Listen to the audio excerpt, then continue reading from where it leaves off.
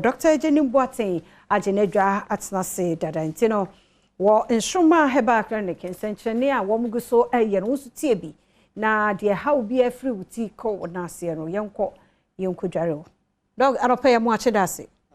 na bibi aboko de bibi aboko e de nyame ase Nsonoma Herbal Clinic e hot say ho ya asomdwe nko e de nyame ase papa ba yenhwe niam ahodo an Nsonoma Herbal Clinic for ye yo ansana meyi wasembisa no mefa konwa kase so na mada ahwefo nyina ase ana mama mache enidie kwan so eno achi eye me papa ba akopɛ apostle Dr. Engineer Kwadwosafo ohe ebodin a yemi yemusu aburu Nsonoma Herbal Clinic eye bia a ahade yenimadi nsa wo so bebre enti bia yede abibiduro na say habanru okase bibidura obi bu say bibini de onkawe nti na ya bibifu aduru enti ye kan say habanru ye de habanru na edi djuma sonko wo ho a papa ya bebo ni di apostle Dr. Engineer Safo watimi akekan hahama eni nubna bom ama odi afa nimdie kwan bi so ma ye di twe yade hudo biara aka ni padua no mu ana say suma woni padua no edi ni panya na atwi nipa konse edo no twe sai ade ni nyina eba bonten a che se yaso ye ho no ba ye de sai duro no ne bedwarew na atwe ebro bia e wo nipadua mu afiri mama ho so wanya hoto okay na se ho de even before ba mu aduro kwa na edwarew ye bedwarew e ba taw sakese ho akese pa ye bebre nti ye wo ma fa wo ho ne ye wo mema fa ye wo mema edware mema ne ye wo ma edware ma ene no achikura na ho nsisi enso no yesononko enye se bia sene bia etoda muhu na fidie ne so no ubi dware wi ya na nso wawura ho da bi ye woni pa wo musu gina akire ni obewura ho no wi a ofoforo wura ho asiesie ho edi nuru apete ho nyina ansana nipa foforo nso ewremu ato aso enti yare bia me ba ya na ye dware me oyima yade bia emfa ya fichire ho kra ne mumanyesa oba ya ne yakan wa hye dware se kodware oba obaji folder a ye kan se card enu achi no wa mane ebo a obebo a kire doctor no se ni na ha me no doctor ni yansan ne ni nimdie mu no no ama wakwakoye lab ne bia wa twera ma ho se ho no aye lab wo ho wa twera ma se bia koye lab ne enhwe se ne awo kan no na ne ye wo no efri ha ana se efri ha nti ye lab no ne hunu ba bi efri wi a na efe ya mo akodware se nti eme ye lab no so ne se bia na yade a etete wo no ebi kura na yarebo bia ye kan se bacteria bi na woni padua no adura ye di djuman esa yare ne mum enkum yarebo a enti se yarebo bi na wom ne ye lab no ne ehu a na esese ye de aduro ekan ho betimi aboa ama wa yare sa ewie pe ya ne de ama nti udware eme ye sa ama waduro okay na dware no so ye adware se bi dware ba kwa na me ho atome enye se wudware baako na anwato na emom sene oyare ni tebia wunware baako ne de ubehunu se sachirae papa bi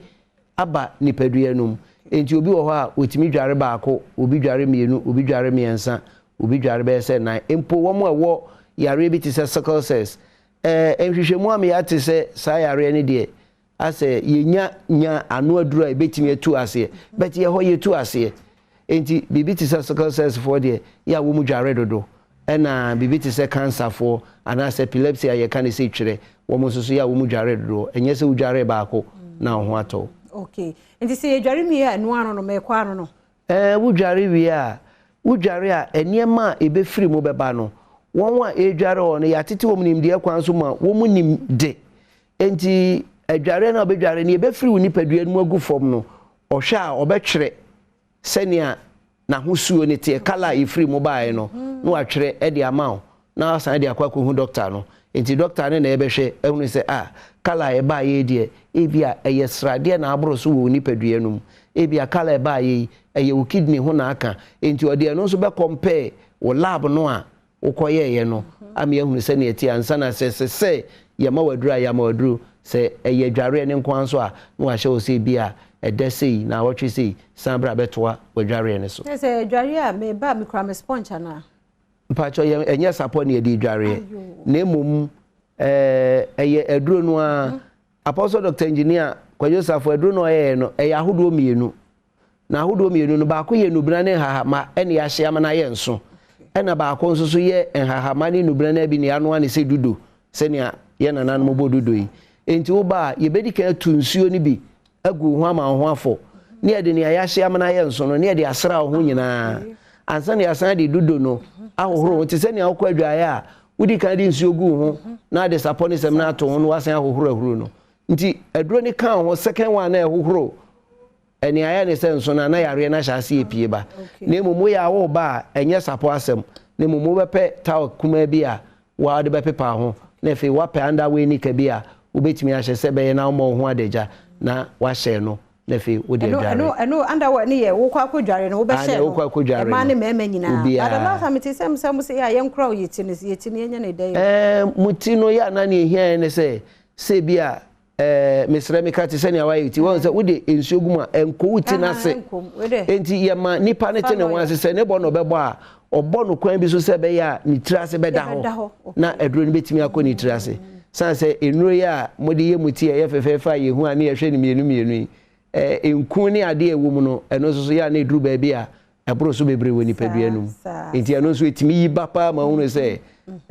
ni ewo ma ni tim no enku no ye probi egu sanity eti bo nyarewa hodo no bi so nyarewa ne de ohima akoya yare sabia se clinic ne de ye saya de bia sa yare won yare bi wo no mo a menka ne se bia wu de wunim se e bia typhoid na hawo ne bia maka typhoid o so wa nka bibi ti se hepatitis B enti yare ni bi wo ho no yade bia yesa tu de bra yade bia wo de bra ya nyo twen yadoa yade bia obi okra na yare a ono nimu a ode baaye no a ye hwe ono bekwa kodware beba no o se doctor ma nka wo na mijonku na emu hyehye me nso midware ye no menti biem obi ho no se bia asma na ha no ontime wa nka wo se bia oda kra ona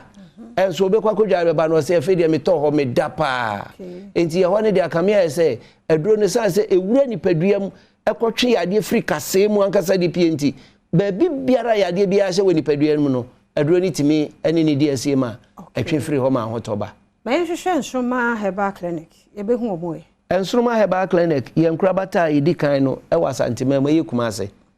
udru kumase anase wudi wu kumase mpotemu ba bia na pese ku kumase a ye won Carrier Ferry ba bia aban yi si military hospital na ofri wa na okon Carrier ne frɛ wa ferry ɛhɔ ne ye wo ferry ɛna ne etoso mienu ɛno nso ye wo kasoa ɛyɛ Obomo Road Great Lamtemas School kwan na New Road ne kɔ amasaman no udru ho ba bia na ase wo hwehwɛ masalachi ba bia Nsonoma Herbal fo ne wono a obi a be kyerɛw enti obi betimi aba ho no ma ye nware no enso obenya bibidi akofie ye menno se nipa ne pene saade a ne mom ne anka ye pese kyerɛ ne se anka obi biara mfa wo se wo nyare menti se miti ana me yam na ye me ya ne mom ebro na abeka nipaduam san se wadidi wanom wahome mframa sa ne ma ni nyina ye ne ma bi a eye den a ebi ka nipaduanum metimi amamfa to bi se memfa ne se free be se bi anura medidi anopa medidi awia medidi anwumre ehon keka hon ketenkete bebre se banku ball na medidi na anopa medibi awia anado kon mehwe fufu ntoa medi ya obi wo wa na ya mutim kura woni so ade abeche no oja ne na ya kakra bi na eba ne aka ne we he aye waste e we nipadua mu a enna so nya aduane ne biem enso ampie ye ka amani mdifo ahwehwe mu am ya hunu se so bi num si great na wo a obehua wisie ne kura no wonya yare chen ne a onum ne si great no enti hua no bibia betena woni nipadua mu a entimi ma abonten aye bro enti udware a etwe saade ni nyina efiri woni paduam enti enye so obi yare nkonti obi bia obi timi ba wo se me de menye aduro anu no obetimi aba bedware wo se me ko hospital me wo maduro bi amenom obetimi abedware na emom se wo se unware na onum aduro de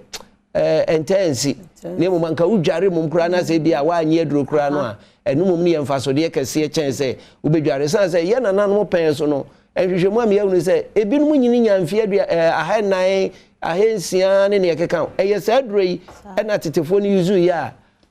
ye ba ye ya mehu ne ante eno na apostle engineer kwa Joseph abore ahwehwe akohu a ode aba nti se wo se wo yodwuma ye ne na wo te asefo na ope wa ho oden e de adi ubre so abade a entrance ma ya de mfa ho konse do Ubehu obi no nam ho fefefe. Enra me ne kofi manu ne di nkomo mfikyire ha. Ade a kyen yesi wawu. Nipa hu kwa. Ebro na ati omu no wamfa wani ehu. Edokoro kakra na atwen konse edo. Eti ehia maso nko bibiara betimi aka se me wo maduru amenom ana menyare nso me be hohuru me nipaduam na matwe bro na afiri mu na dia hoto aba obi atimi dware nipa wontimi dware bi yopenfo ana se abofra wonya amfie num wafa yefunu dia wontimi na se wawo be na awotwe kura obetimi dware a enye wo hwe okay ene Nsonoma Herbal Clinic contact no ene wo screen no ase no fa bia ofra wo ma obenya wo mu ntimu no de eni van mu ka bia wo debi this oba hospital ajese oba ya so ho clinic de wo kumase ene de wo kasoi okay enti contact no ene wase en menfa bi ntudwa 0546 735522 0546 735522 and 0244928026 0244928026 and 0245 062131 0245 062131 and 0551752224 0551752224 Nsonoma Herbal Clinic for ene no mudi nkomo dog ye vonsi ha no peye medase mama yes ye dase papa pa Dr. Jenny Boatin free Nsonoma Herbal Clinic ene ne di enkomo okwaba na me ba be boa wo akere kwan a wo be fa so na nei ICT kwan so so betimi aya abrane ekwaba